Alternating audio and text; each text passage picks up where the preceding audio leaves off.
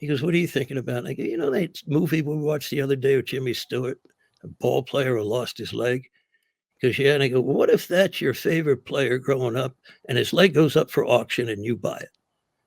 And they proceed to beat me for an hour and a half of how stupid I am. I said, don't worry about it. A month later, the leg in real life goes up for sale. This is Coop's Comedy Corner. Buckle up because it's funny as Coop's Comedy Corner. Welcome, people. Welcome to the third episode of Coop's Comedy Corner. And when I was thinking of guests to get on the show, because I want to direct a show on people who have good stories, who've done stand-up for a while, who've had also gone into writing or acting. And when I thought about stories, I thought about my guest today, because it was 11 years ago, he did my show, Cooper Talk. And I recorded in the studio in Burbank, and Allan came down and I had a great time because he has so many stories, because he was one of Kinnison's original Outlaws. He's been a regular at the comedy store and the Laugh Factory forever. He's played all around the world, huge venues. And my guest is Allan Stephan. How you doing, Allan? Pretty good. How you been? Good. I got to tell you, I followed you on Facebook, and I saw that you did a show in Vegas a few weeks ago, and Sabrina Sori was the host. Now, you know her from back in the Kinnison days, right? I was married to her. Okay. For about 15, 16 years. She's still my best friend, and she always wanted to do it. She's started to get really good at it. So Wise Guys, it's called. They're out of Utah, but they have a few here now. And, they usually bring in people that can sell it out for 2 nights that have been on Kill Tony. That's all you need today. The 4,000 credits mean nothing. And when they called, I said, can I bring my own people? Because some of the locals here, there's no system to show them what's right or wrong. And she said, yeah. I said, I'm going to bring my ex-wife and Stephen Pearl. And she goes, well, I've seen Pearl do like 2 minutes. I go, no, Pearl's out of his mind. You haven't seen anything. And it was a great show. And I think they also like a little bit of the interaction I do with her.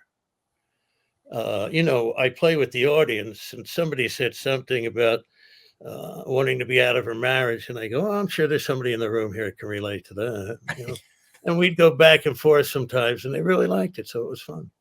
So I remember you told me when you're from the same area I grew up, and I remember you telling me a story. Tell me a story how you got into stand-up, because I think if I remember, there wasn't any comedy clubs. You like going to like Francine's or some mafia places, or how did you get into comedy? What was your path to comedy? The very first time was a mistake. It was at a Steak and Ale, and I was in charge of the lounge. And people come in from South Philly, and I get up there and go, hey, nice white shoes, And then they came to me and said, do you want to do New Year's, which is about 200 people? I said, sure, and panicked. Took a joke from everybody, ate a sandwich, stupid shit. And a guy I grew up with was with me, and my parents were in the crowd. And afterwards, I went outside and threw up and said, I'll never do that again. And when I got home, my father, I said, why were you the only one laughing?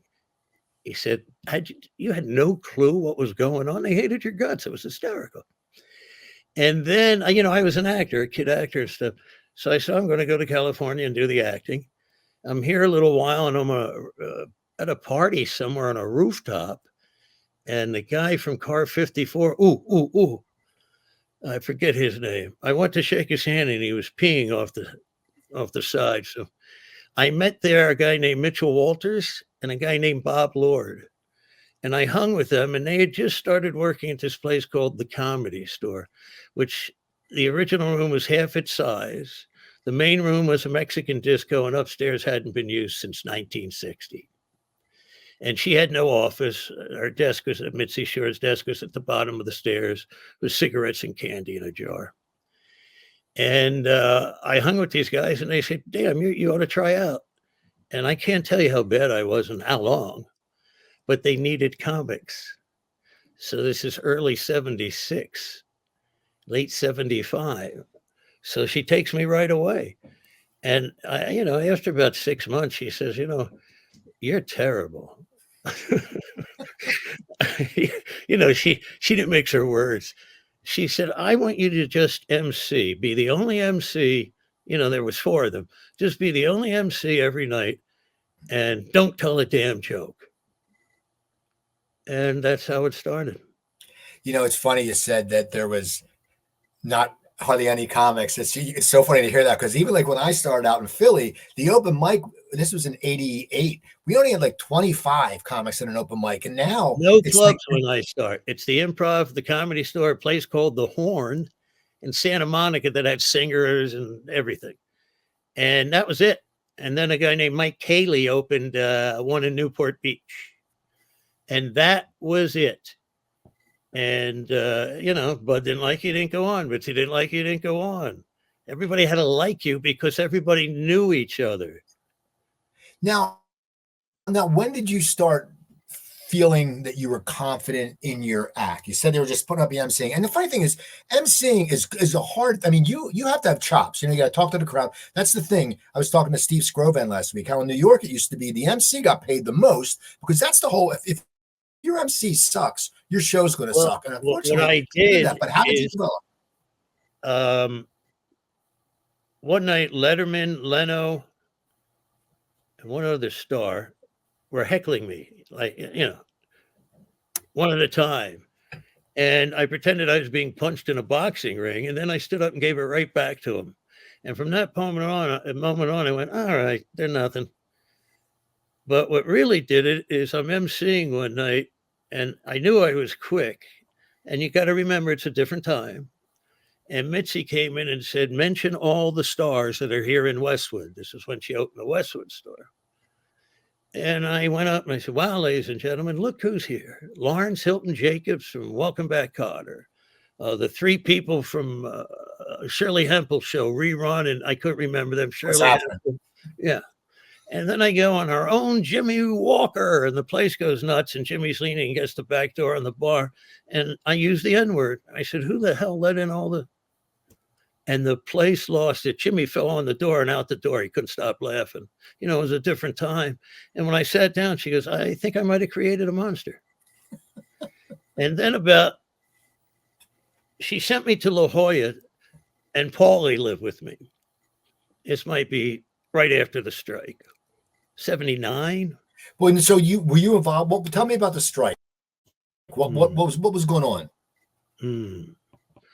Well, my version's going to be different. I actually have the final contract here somewhere in one of these boxes. And technically, comedians are independently workers. So we're not salaried workers. So they wanted to establish a pay. There wasn't, nobody got paid. But Mitzi, if she liked you, you worked. And she would do things like, I need lights put in on my house. It's a mansion. What do I know? I put in lights. And a month later, for $500. A month later, she poked me in the booth. And I said, that hurt. She goes, I had a real electrician. He doesn't know how my house is standing. And I said, well, you get what you pay for. But the strike started. What happens is, I think it's Argus gets the idea. Wow, let me start over. She buys the building and throws out the Mexican disco run by Art LeBeau. Only, even though she owns the building now, Art LeBeau has a lease. So he throws her out. And that's when Westwood takes off. And he's the funny farm and nobody will work there. And 8 months later, she's back in and started to enlarge upstairs. And it was a few years before she enlarged the original room. And Argus said, you have that main room. Why don't we fix it up and put acts in there like Buddy Hackett? And not realizing the Vegas acts are going, we make hundreds of thousands of dollars 4 hours from here. Why would we work your club? So they gave it a try with Jackie Mason, Tiny Tim. And then Argus said, why don't you use your headliners here? And at this point, you're 3 or 4 years, 5, 6 years in. And she had 17 headliners is what we counted.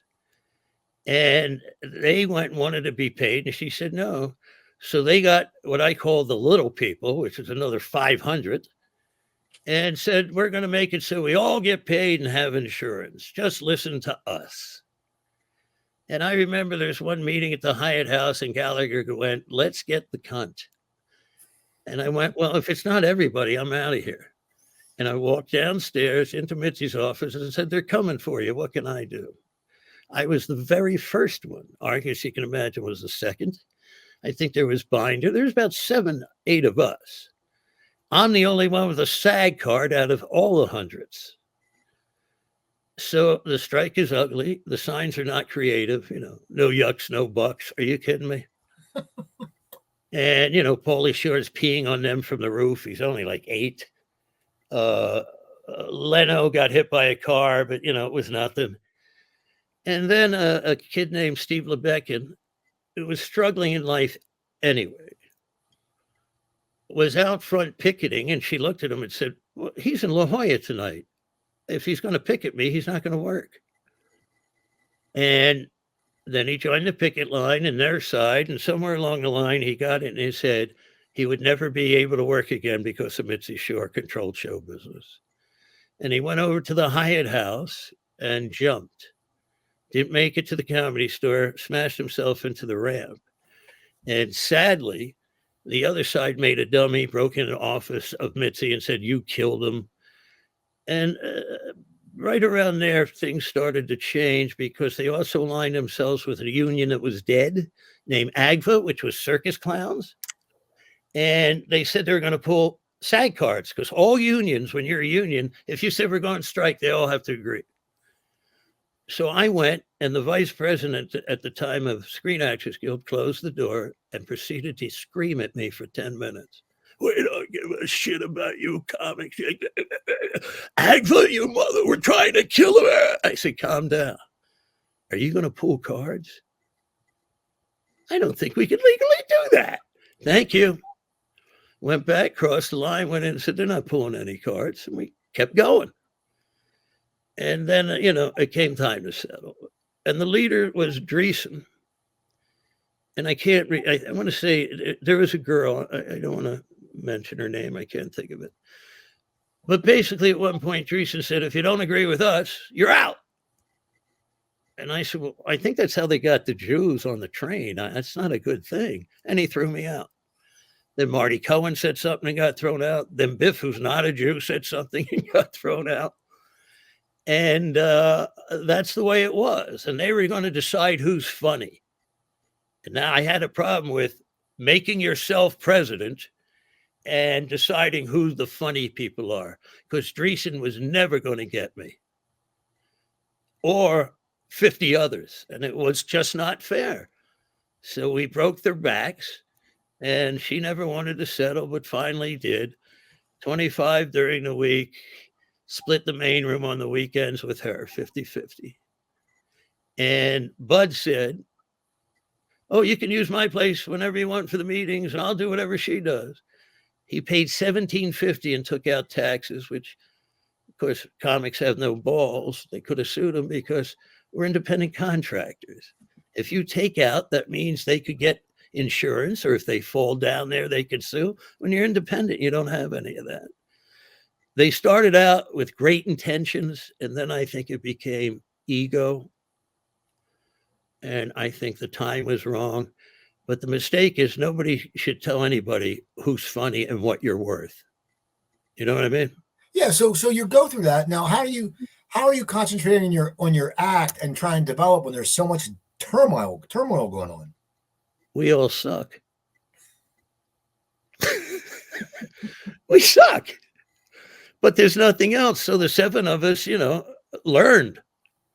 That's what I was getting to. When the clubs opened, which was like a year later, the Comedy Works in Denver was in a jazz club across the street upstairs called Basins Up. And it's my first headlining gig. I go right to headlining. I jumped. When I'm living with Pauly Shore in La Jolla, I'm the only comic that ever worked there like 6 months steady. And I was the middle. And the headliners would call her up, George Miller, God bless him, people like that, and go, I don't want to follow him. And I became a headliner down there, and so big they'd wait in line, bring me gifts. KGB, the radio show, made me a DJ whenever they went on vacation, and it just hit. So now I'm feeling pretty good. I hit my stride. I know what I do. I go to Denver, place is packed. I get off stage. I'm in the dressing room, and there's powder there. So I throw it in my face like I'm insane. And they come in, and I go, what? And they go, they're going to love you next show. I go, how many people are there? What do you mean? They go, how many tickets did you sell for that show? Oh, we don't turn the audience over. I go, dude, I got one fucking joke. And they laugh thinking, that's a joke. And then I went on stage and did an hour and 20 minutes and went, okay, I get what I do. I do material and I talk. And everybody said I had no act. It was very difficult for me, even the TV shows. How do we know when you're done? Even though I did a bunch of them, it was not easy. And now everybody does it. They're known for it. This kid Riff, I don't know what his name is. He's too cute to get to prison and be bad news. And there's a bunch of them. And that's how they build themselves now. But what they do is they chat, and if they hit on something, fine. What I've always done, if I work it for an hour, I remember something about everyone I talk to, a name, a job, something. And at the end of the night, I'd run it all together into one. And nobody does that. And that's how I got started in clubs. I didn't look back. I went right to headlining, and it was new. So because I could do time, I'd say to them, what do you make a week? And they'd lie, and I'd tip the bartender, and he'd tell me. So let's say it was $14,000 in liquor. I said, I'm going to do an hour, and then announce kamikazes are $1 a shot and do another hour. I said, they'll be so drunk. And his bar went up to 18,000.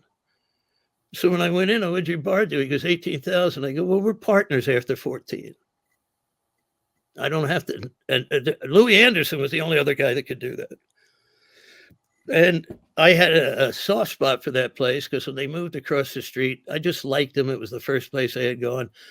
But one night I found a lady on stage there that is my dear friend.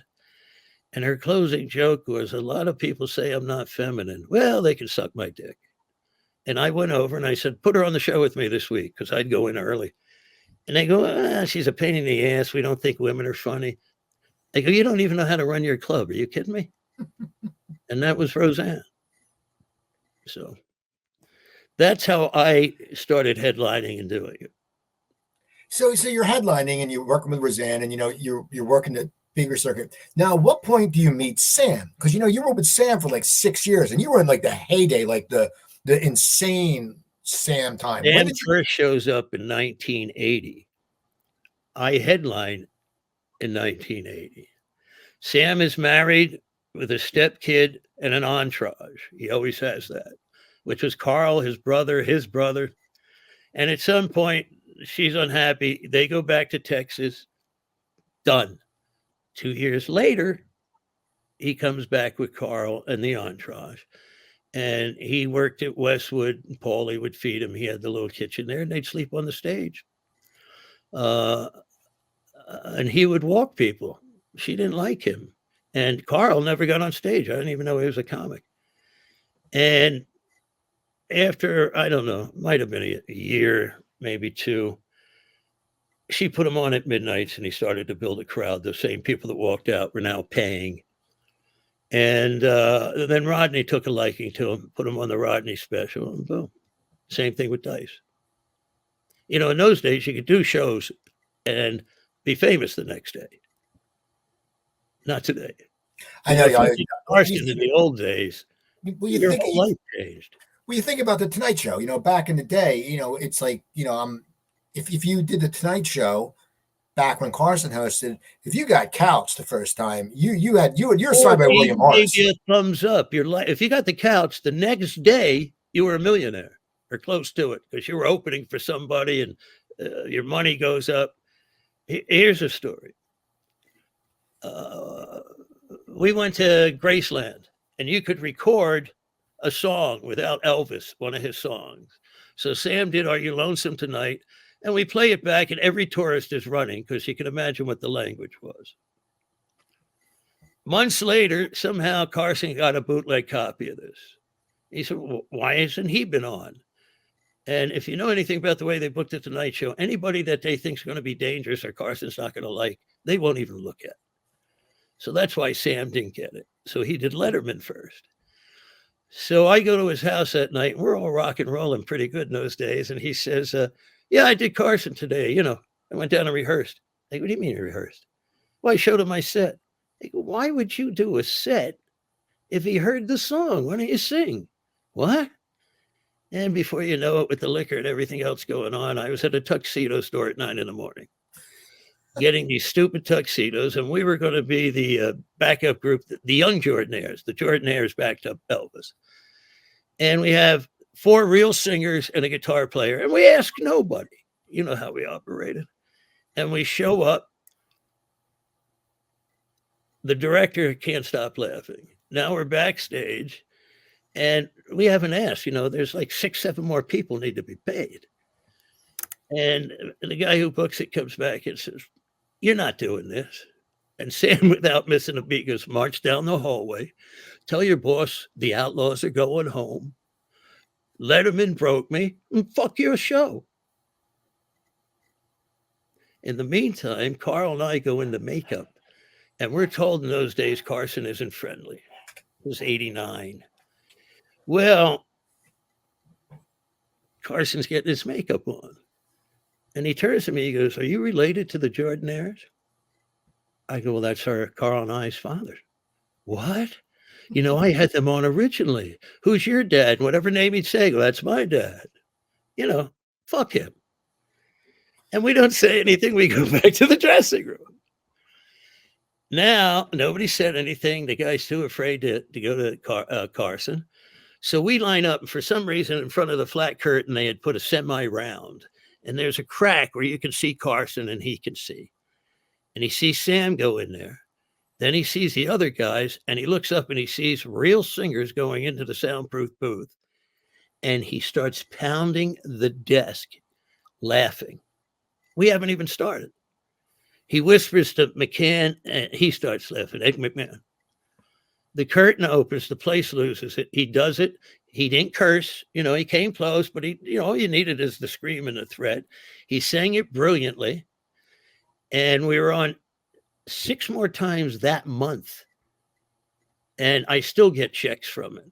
It was on his anniversary show. He asked us that night. And when it was done, we couldn't get rid of him. He was backstage and nobody's done this to me.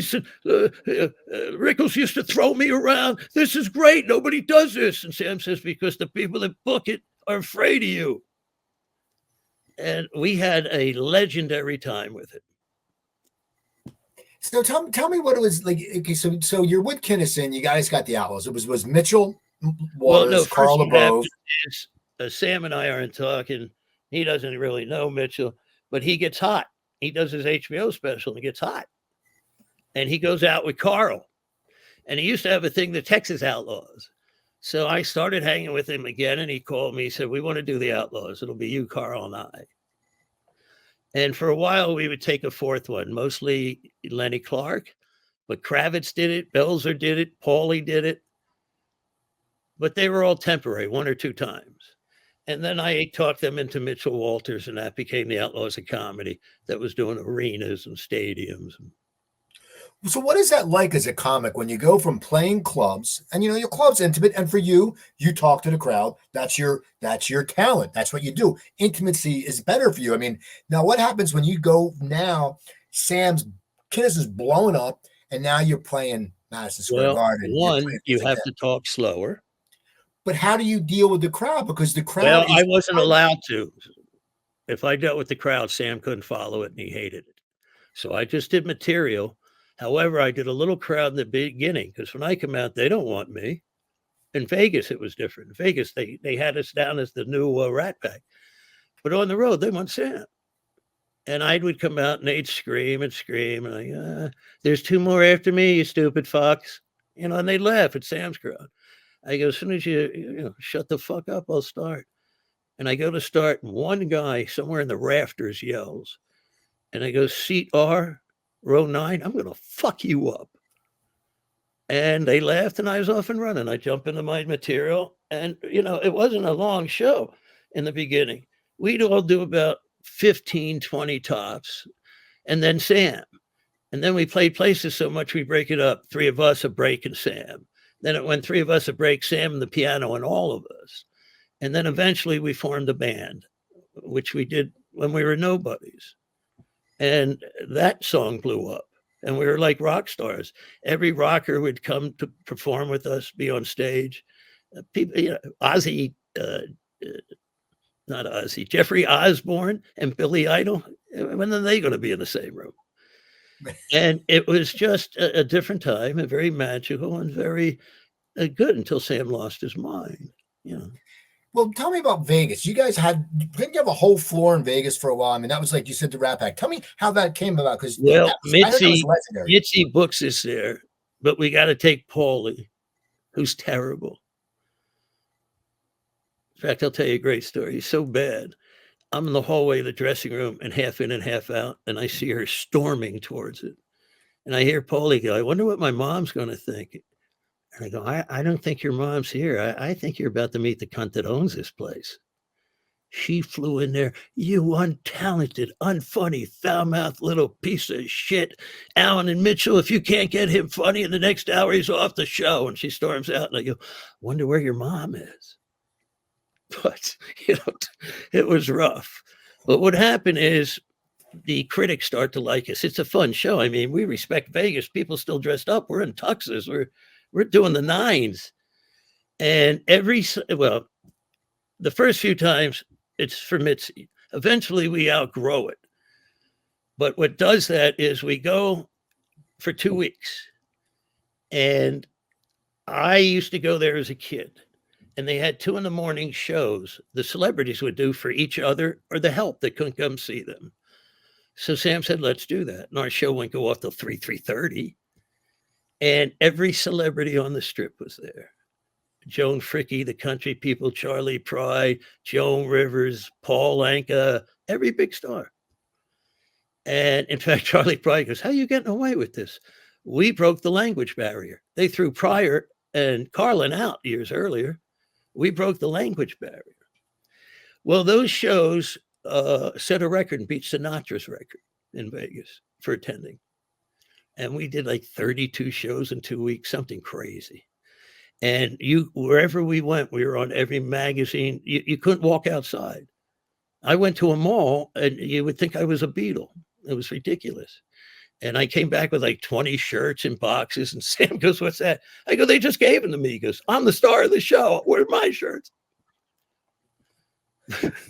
What was the partying like, though? I mean, it just says legendary. How did you guys keep your shit together? I mean, it's a matter of, I know you only work when you're doing stand-up, you only work so many minutes, thing, but you can't party all the time. Your body, I mean, when I was in a room, eventually Sam's sleeping on stage. I used to have to poke him with a broom. So give me a good party story. Tell me about a good Vegas insane story. Well, you mentioned the top of the floor. That's when they gave us every room connects on the top of the dunes. And it was everybody you could think of, very decadent. And the shows were insane. And I remember I'm sitting on the couch next to this little girl, her knees was scarred. And I said, how come you're not in the line to fuck Billy or one of the celebrities? Oh, I have a boyfriend. And 6 months later, we're playing there. And she comes backstage. She goes, you probably don't remember me. And I look at the knee. I go, where's your boyfriend? And then she lived with me for 6 months. But oh God.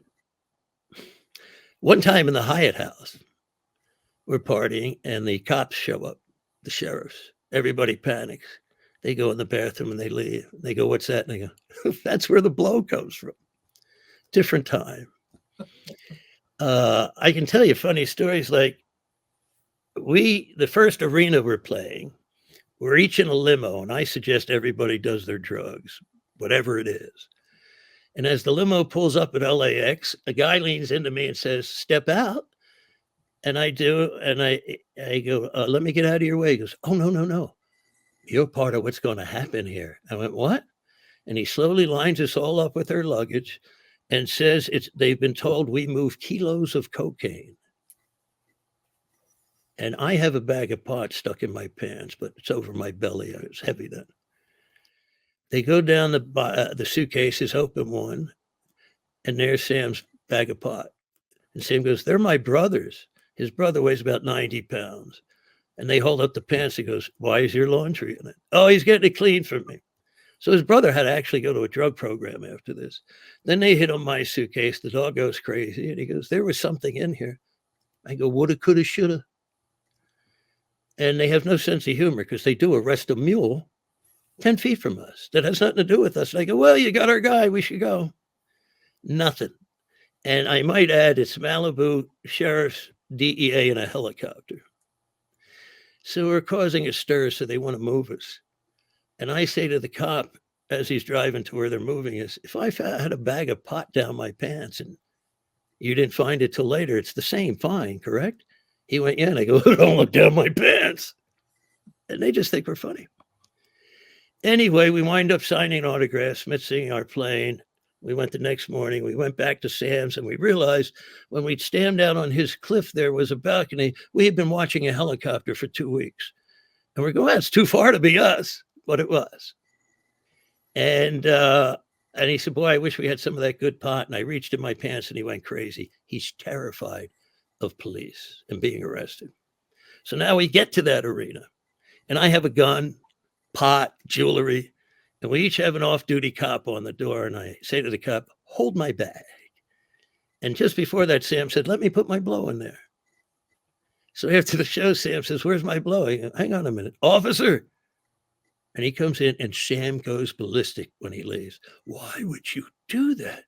I go, "It's an illegal search and seizure. Even if he looked, he can't do anything." He goes, "Why do you know all this?" I just knew bizarre shit. No category on Jeopardy, just bizarre shit. And wherever we went on that first tour, every strip club would close if it was 9:00 at night and just dance to Wild Thing for free. Everything was free. Jackets are free. And when the song came out, they would follow us like rock stars in cars from state to state. So let me tell you something. It's not like we're the best looking guys in the world, but you wouldn't know that. There was women everywhere. At the Dunes at one point, I had to get 2 rooms because they'd find a way to get into my room. So I'd have another room under a different name. And anything you can imagine is what went on. Well, yeah, okay. So you're living this decadent lifestyle. You are rock stars. I mean, I remember when the video came out, and was it Jessica Hahn was dancing in it? Well, here's how that happens. There's a director that I knew from 100 years ago. He directed the early stand-up shows for HBO at the Comedy Store. And when we get there, it's all about religion. You know, some people just don't pay attention to their careers and assume it's being done. And I said, "He's not going to go for this." And he came in and went, "I'm not doing this shit." And there happened to be a boxing ring there.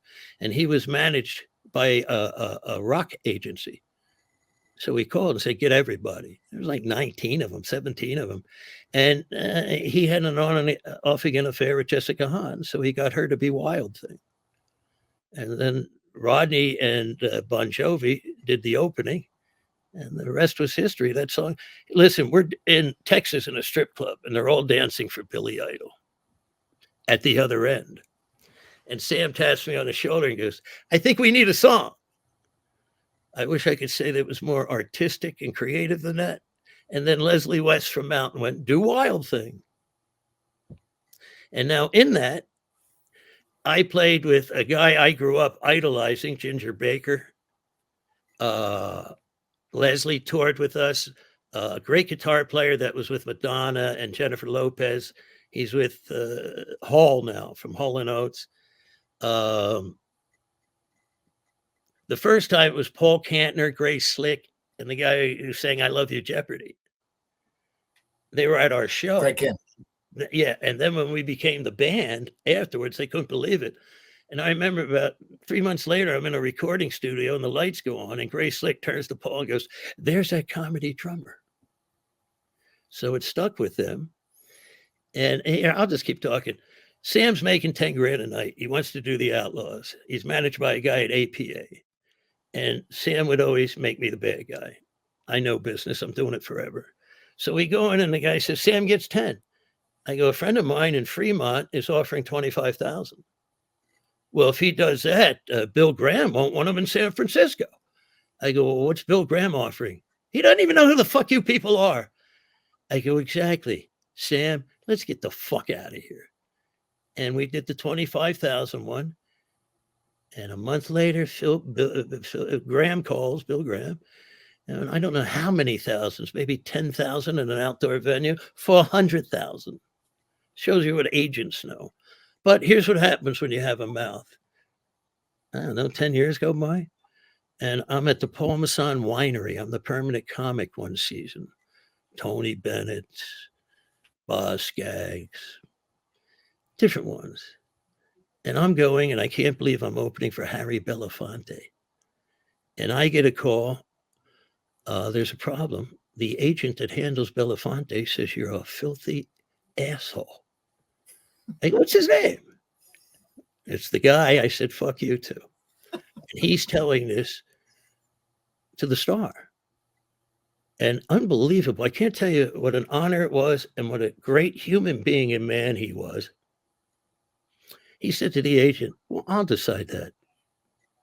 Now, at that time, I'm wearing a bell sleeve shirt, a vest, baggy pants, and red high top shoes. I walk in, and he looks at me, he goes, is that on purpose? I don't know, this is how I dress. He goes, so does the whole band. I come off, and he goes, geez, thank you. And I go up, and it's stadium seating, and I'm at the very top with a girlfriend and a guy named Bob Moore and his girlfriend. And all of a sudden, Bob goes, he's talking about you. I went, what? I've never been fired from the stage. And Belafonte goes, wherever I go from now on, he goes. So how long did you tour? How long did you tour with him? Shows you what agents know. I only did a couple more with him because, you know, he might have been 70 then. And he does a long show. Those shows are brutal. Smokey would do like almost 2 hours, Smokey Robinson. And one night there, it's stadium seating. I'm on stage and I see a guy and a girl walking to get a seat. His pocket looks like he's something really stuffed in there. And I go, that's not a ring. You're not going to propose, are you? And he goes, yeah. Now I'm stuck. I've ruined it. So I go, well, you might as well come up here. And the place goes nuts. I make him get on his knee. It's beautiful. He sits down and I go, you know what? I'm going to say something to Smokey, and I think he's going to do something very special for you. And the whole place goes crazy. Every night, Smokey would pick a couple and do something very special. This night, he didn't have to pick. I picked for him. And he went, thanks for the setup. Now, earlier, you said you were with Sam for 6 years until he started going crazy. So what happened is the Outlaws, these theaters wanted the Outlaws. So he thought Sam's brother should book it. And after 6 months, I go, what happened? He goes, Sam will never let you guys be bigger than him or work. I went, well, then fuck you. Bye-bye. So then what do you do now? You're used to the big crowds. How do you recharge your career? How did you, because I know you started writing. How was your path to writing? Well, from there, I went and wrote a pilot that became Arliss. And I did that for 7 years. And at the same time, at some point, my friend is getting a divorce. We hadn't talked in 5 years because I didn't like Tom Arnold and vice versa. And it was a long story, but I start working for her. You know, she doesn't know I can write. I'm just writing jokes for her, and it's stupid money. And then she asked me to be her assistant. I said no, and the husband said, please. And they give me more stupid money, which I wasn't making on the road. And one day I said, you know, this script needs help. And I'm pointing it out. She goes, wait, you can really write? I went, yeah. She goes, you're on the show. You'll not thank me for it. Trust me. And yeah, I went on the show, and I think within a year and a half was running it. But they were so mean to her; it was terrible. Well, so wait, what was it like working with Roseanne though on the show? Were the stories? Was she as crazy on the set as they said her? I mean, because you always read different stuff. Or what was the whole dynamic? Listen, here's what they did. It's them against her. It's a long story, but here's one. Tell me. For every joke you write, there's 20, and the powers that be pick the funny one. These stupid college fucks. And they make you divide into rooms. Well, I made myself my own room, wrote one joke, and I'd come in and they'd laugh, and they go, what else you got? I go, what else do you need? You laughed. So one day I'm there now the second year, and I say to my assistant, where do all those jokes go? And she hands me something I can't even lift. I had to take it down to the stage in a wheelbarrow. And I said to Roseanne, she goes, what is this? And I go, you tell me. And she starts flipping, and it's those other jokes. Because what she would do is think all they gave her is one. She'd walk off stage and go home. They go, oh, she's a problem. It's them. From that point on, she never walked off stage. She never had a problem with me. In fact, I couldn't find her, and she saw me in a panic and came over and said, I'll never do anything to you. But it was because I protected her. It was them against her. They didn't want to hear from her. I go, she's a comic. And it all started in the first 13. The guy who created the show says to her, Roseanne wouldn't say that. And she goes, I am Roseanne. And there's where the problem started. And she said, if I'm number one, you're fired. 13 shows later, she's number one and fired him. And every year she had a different head writer. So unofficially, I did it for 2 years with stupid titles. And then I think the last 8 months was me, officially. But everybody was against her. The new censor lady calls me up. And I said, what are your notes? She goes, oh, I was told Roseanne will just throw them away. I go, Roseanne's never even seen your notes. What? Hey, listen, there's a new fish in town. You send them to me. This is Monday. By Thursday, in the natural progression of things, they automatically came out. So I said to her, thanks for your notes. We addressed them. This goes on. Now she has to say to ABC, they're great. So I'm trying to turn everything around. But a lot of it, once the media gets a hold of stuff, I was with her one time in New Orleans, and I think one of the trash rags front stories was she's leaving her husband for a fat, funny guy, which was me. Yeah, fat, balding, funny guy. Yeah, I know. I want to go back to Arliss because I love that show, and I've interviewed Robert, and I've interviewed Michael Boatman, and I've interviewed Jim Turner. I've interviewed a bunch of the guys, all a great cast. And that was a great show. Now you co-wrote the pilot. Did you do it with Robert? No, how did that come happened about? Is HBO ordered 5 episodes or 6, and they were unhappy with 5. And I did a roast with Robert where they were making, what's his name? It'll come to me. They're making him Man of the Year, Bob Costas. Brene Brith. I guess they were out of Jews. It's in St. Louis. Long story short, I write what Robert does for 27 years at that point. And he kills. And it's an old Marty Allen, Steve routine that I reworked with my grandfather who spoke Yiddish. And basically he says to the rabbi, do you mind if I make him an honorary Jew? And the rabbi, of course, everybody plays along. Sure.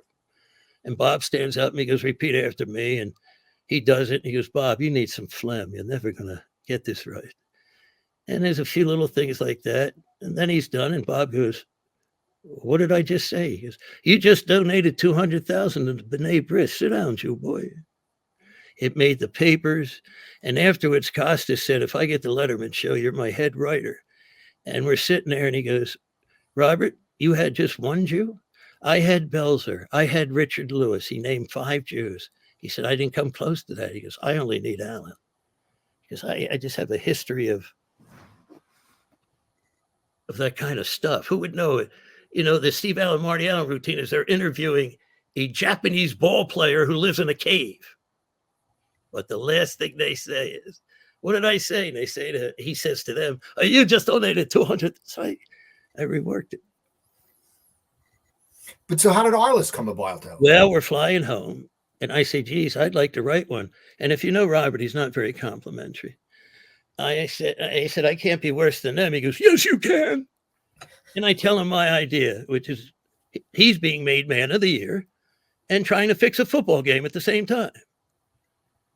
And I went to Alaska and wrote it. And when I write something, you can always tell when it's me. It's not. It's a little off. That's the best I could say it. And I never heard anything. And finally, I went to a producer and I go, what's going on? He goes, Robert didn't tell you? They'd like you to look at the others. Then Robert called me and said, it was my idea. Do you mind taking your name off of it? And I'll make sure you're the highest paid. And I made a stupid move and believed him. And he rewrote half of it so he could get his name on it, and it became his pilot. But I did the pilot that they bought. And then I stayed there for 7 years, and at 2 years in, I went to Roseanne, and I did both shows at the same time. I would rewrite with him because he was film. We were tape. I'd work 16, 18 hours Friday, go to his place Saturday and Sunday and rewrite sometimes page one. Some of the writers at Arliss hated us because it was from page one. And a lot of times I upset people because I'm quick and they think it's not hard for me. So they think I disrespect everything. And I'm just quick. Like one day he comes in and he goes, they're throwing around ideas. I'm just sitting there quiet. He goes, what's the matter? I go, same shit we always hear. He goes, what are you thinking about? And I go, that movie we watched the other day with Jimmy Stewart, a ball player who lost his leg? Because yeah, and I go, what if that's your favorite player growing up and his leg goes up for auction and you buy it? And they proceed to beat me for an hour and a half of how stupid I am. I said, don't worry about it. A month later, the leg in real life goes up for sale. Then I said, let's do naming rights. That's never going to happen. Because I try to think outside the box. Because I'll be in a room and like a friend of mine was in college and they said, write a PSA. I said, what are you doing? He said, guns. I go, yeah, you and everybody in the class. Think outside the box. That's what writing is. Because it's all been done. What are you going to do that makes what everybody's seen already look fresh and new? And that's what it comes down to. So every now and then she'd say, I have an idea for a show, or she would have to approve the ideas. We'd, get a few together and then we'd write them. I had no problem. I understand they lived a hell, but they did it to her. And that's, if you know Roseanne, that was her way of lashing out, not knowing how to deal with it. Now, tell me about assume the position, because you're involved with that too. And that was another thing. Well, I'll tell you the truth, because Robert and I haven't talked in years. He doesn't like me. After Arliss, we do a movie based on frat house somewhere in Pennsylvania, and they figured out how to beat the OTB. And they were money hand over fist until they got greedy. In fact, in the courtroom, the judge said, I don't even know what you did. You'll have to explain it to me. And we're writing that, and all of a sudden he decides the guy has dogs and raises dogs. And what the fuck? And he respects nothing from anybody, unless it's funny from me. So now, after HBO won't do that movie, he likes history. We already did sports. I got to keep him interested. I can't say to him, hey, you want to be a mailman? So I said, let's do a history show. And he goes to Paris. And while he's gone, I get an idea. And I look up, where did the finger come from? Where did the word fuck come from?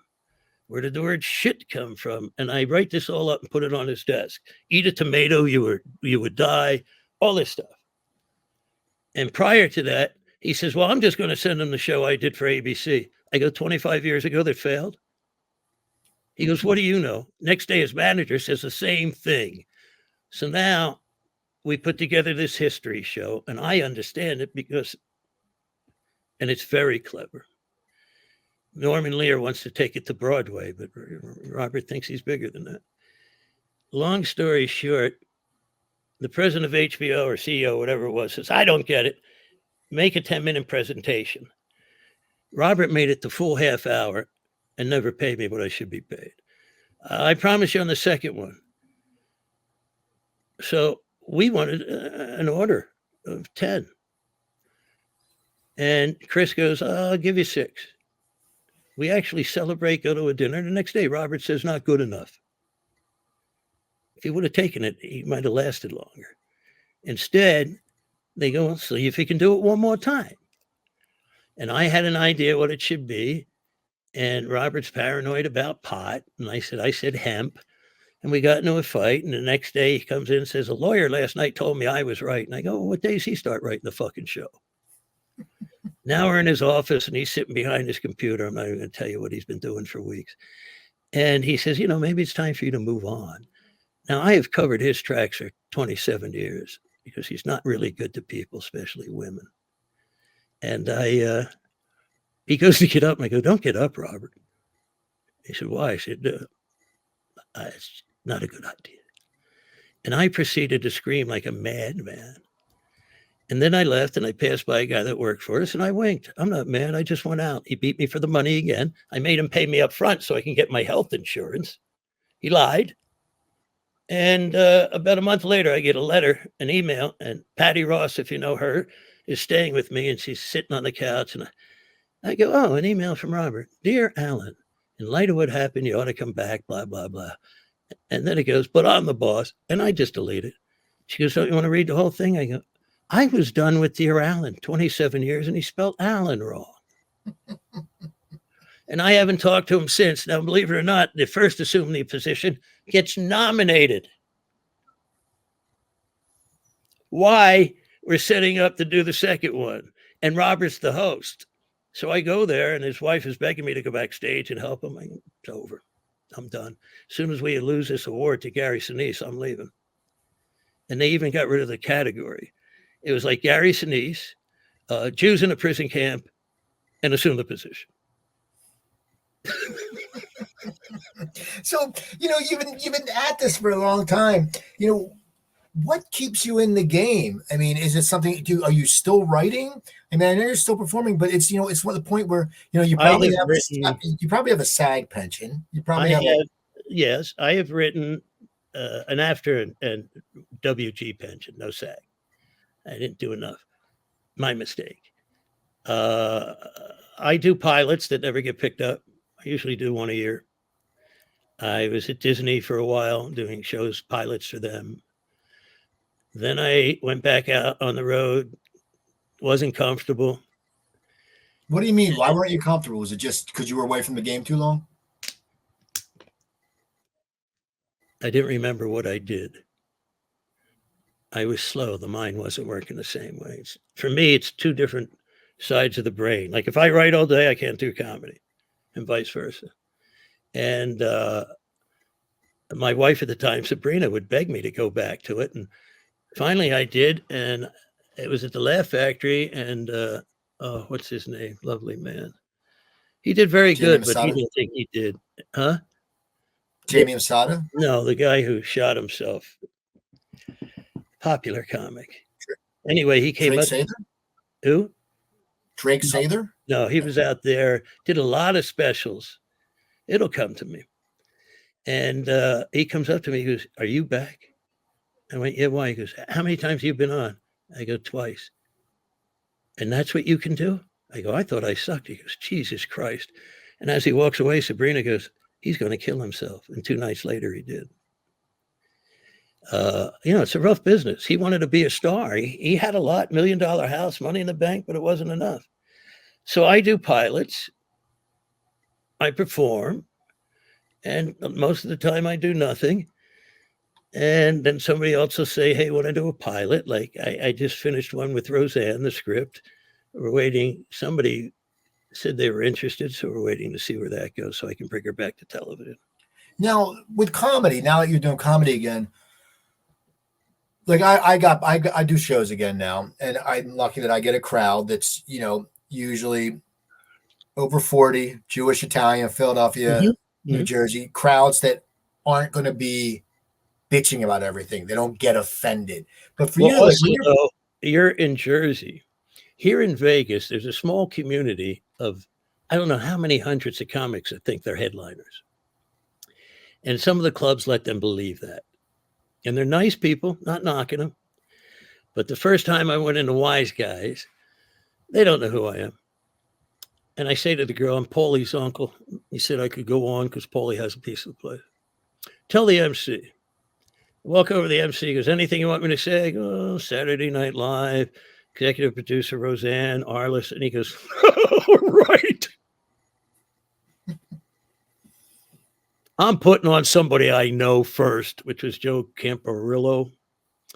And I said, fine. I come off stage. I couldn't get rid of this guy. And every young comic gathered around me outside. They don't get this kind of comedy. We were raised very tough times at the store. There was a system.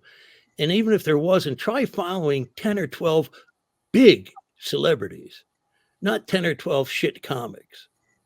And you will learn to stand on your own 2 feet or quit. And at one point, Mitzi used to go get Allan. You know, the lineup would, if celebrities show up, it would knock a nobody comic out, including me. And sometimes they would just go home and be angry. And she'd go, get Allan. He knows the trick. And the trick is you got to let them think you're just as big. And I learned it one night. I followed Pryor. What, are you kidding me? And I just watched him and applauded like everybody else. And then I went, you still in the room, Rich? He went, yeah. I go, bring the car around. Place lost it. He went right down and I continued with my act. So there's tricks. And it's all confidence. But here they got 10 minutes and think they're headliners. And it's, maybe 2 jokes each one has. It's sad, and what the clubs do here, like Jimmy Kimmel, not so much the seller, wise guys in one of their operations, they use only those guys. So they don't pay them. And these guys think they're in show business. It's sad. It's sad. Well, I got to ask you, looking back. I do Jimmy Kimmel sometimes with Vicky Barbalak. Okay, Vicky's funny. Looking back at your career, when you look back, and you've had a very long career, what are some things you're proud of?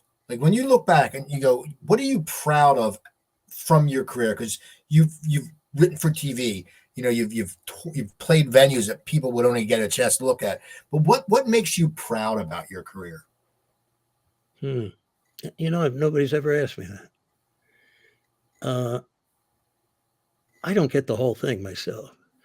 I thought it was nice to win the Humanitas or be nominated for Humanitas. I thought it was nice to be nominated for a Writers Guild thing. But as far as I was impressed about maybe meeting some presidents. I'm a schmuck from New Jersey. I'm hanging out with Clinton. What? You know what I mean? The whole thing has been interesting because if you break it up, it's like 7 lives already. It was the amateur new guy, then it became the headliner guy, then it became the outlaw guy, then it became a writer, then it became the TV producer. And they're all like different people to me. So what's in your future, Allan? What are you going to keep writing? Are you going to keep doing more stand-up? I mean, I think if it's in your blood, you just do it until you drop dead. Dick Shawn was on stage. I hope I'm not on stage, but even if I had no agents and it stopped, I'd still write when I have ideas. And this particular idea I'm doing with Roseanne, we had 10 years ago, and I thought it was great. And she called me up about 3 months ago and said, here's what I'd like to do. Let me think. And I ripped apart that script and redid it with her. And then I did a final pass. And it's very hard to please anybody in show business. She'll always have something to say. Somebody will. And all I got back was brilliant. First time she's ever done that. My ex-wife read it and went, Allan, I was crying. So, but it takes somebody to pull the trigger. And I have a couple of people in interest. And what I'd like to do is that for at least 3 to 5 years. And then in between, do little movies. Like we have a little horror movie, which is 3 parts, where she's a killer. And you think she's dead at the end, and of course she's not, so we can bring her back. And, we can shoot something like that in 6 weeks, still have the rest of the time off, because this next show is film, not regular TV, not 3 camera. I don't trust them anymore. And with film, you can do a lot more crazy stuff and a lot with the language. Yeah. There's no way out of this. You know that. You're stuck and I'm stuck. Anyway, I want to thank you for coming on. Now you have a website. Well, it's kind of almost up, allanstephan.com. And are you on any other social media? You're on Facebook. I'm on Facebook. I'm on Instagram. And, you know, Sabrina still helps me with everything. It's my best friend. Is one of my best friends is the ex-wife. Go figure. And I like her husband. And so I think she has Instagram. I may be on TikTok. All right. Well, do you have any shows coming up? Actually, I'll be with Stand Vicky the 29th of October at Jimmy Kimmel's. And then I hope to be in an office going, thank you for picking up the show. Exactly. Well, I want to thank you, Allan. People, go look up Allan. Go to his website. Find some clips on YouTube. Very funny guy. Go look at some of those old Kinnison videos. He's like wearing the shirt with the chest hair and the long hair. It was like and all the jewelry, all that jewelry. They were rock stars. You guys are rock stars. So people and I had hair. You know, real quickly, Sabrina brings me up on stage. She goes, when I first met this next act, I was 15. We went to the Lost Boys, and Sam Kennison was my brother-in-law, and he had no room for me in the car. So he said, I'll get Allan to take you home. And I was terrified of this guy. He never talked. He just seemed dark to me, a lot of chains, and he drives a big Lincoln like he's a gangster. And she said, after 15 minutes, he turned to me and went, kid, you smoke pot? She said, well, I said, I don't want to be the one that turns you out. And she goes, and that's how I met this next act who actually became my husband. Well, there you go. So people, check out Allan. Don't forget to check out Comedy Trainwreck. Go like all their shows. You know, Ed McGonigal's show's great. Coleman Green's got a great show on. Follow them. Follow me. I'm on Twitter at Cooper Talk. You can go to my other website, coopertalk.net, where it's my other show. You can find over 1,000 episodes on there. So I want to thank you all for watching. And keep watching every week. We're going to have some great people. And people, give it up for Allan Stephan. And I thank you, Allan. Thank you so much. I wish it was all good. Thank you, brother. Coop's Comedy Corner.